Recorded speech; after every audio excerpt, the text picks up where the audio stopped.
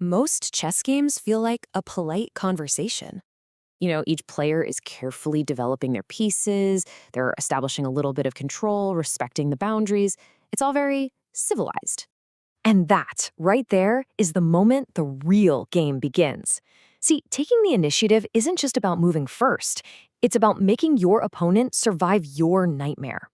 Today, we're going to look at the ultimate blueprint for seizing control and turning a single tempo into a storm that never, ever ends. Let the hunt begin. So, what exactly is the initiative? Well, to put it simply, it's the ability to dictate the flow of the game. It's the difference between being the hunter and being the hunted. When you have the initiative, you're the one holding the steering wheel. Your opponent, they're just a passenger, forced to react to every single turn you make. Now, this slide right here, this is probably the single most important mental shift you can make in your entire chess journey. Most players who get stuck in a certain rating range, they're reactive. They're constantly worried, asking themselves, what's the threat? What are they trying to do to me? But a proactive player, they flip the script completely. They ask, how can I create a problem for them right now? That one change in perspective is the key to climbing the ladder. And that brings us perfectly to our first golden rule. You have to be the one asking the questions.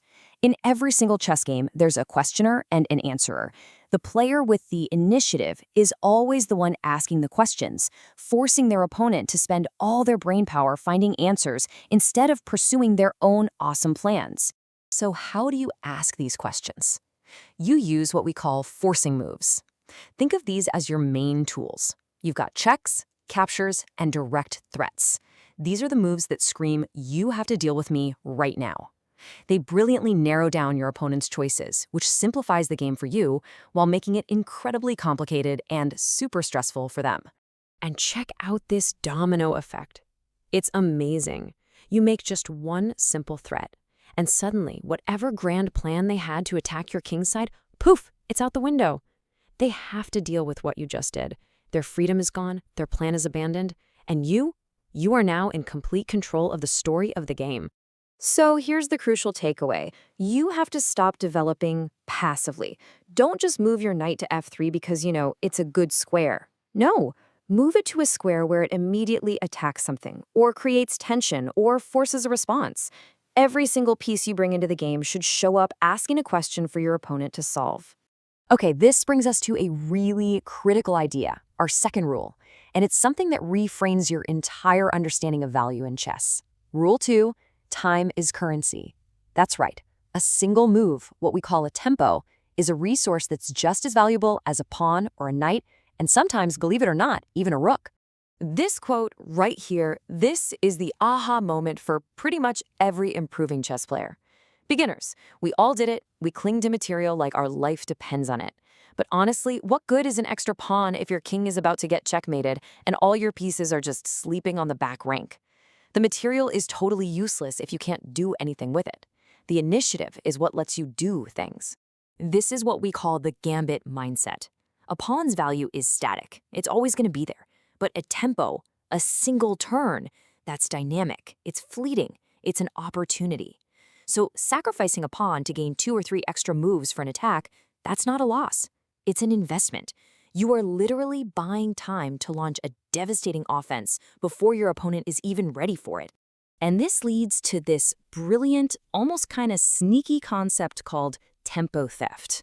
Check this out. Every time you make a move that develops your piece and at the same time forces your opponent to move one of their pieces backward, you've effectively stolen a turn right from under their nose.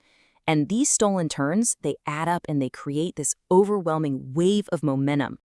But, and this is a big but, you have to be warned, this momentum is fragile. It can vanish in an instant.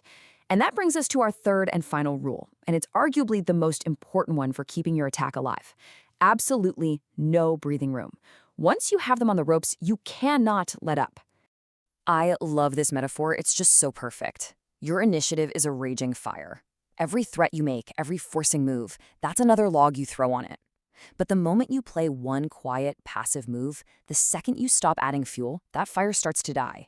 Your opponent gets that one single turn they were desperately hoping for to consolidate, and poof, your advantage can vanish in an instant. And just think about the psychological toll this takes on your opponent. When you're relentlessly applying pressure, they aren't thinking about how to win anymore. They're just trying to survive.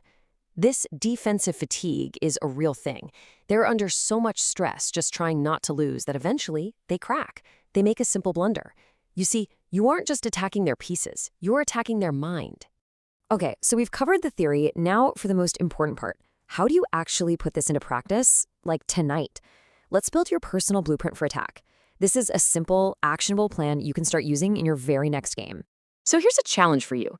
For your next 5 games, I want you to use this forcing move filter before every single move you make. Just pause and consciously list in your head every possible check, every possible capture, and every possible threat.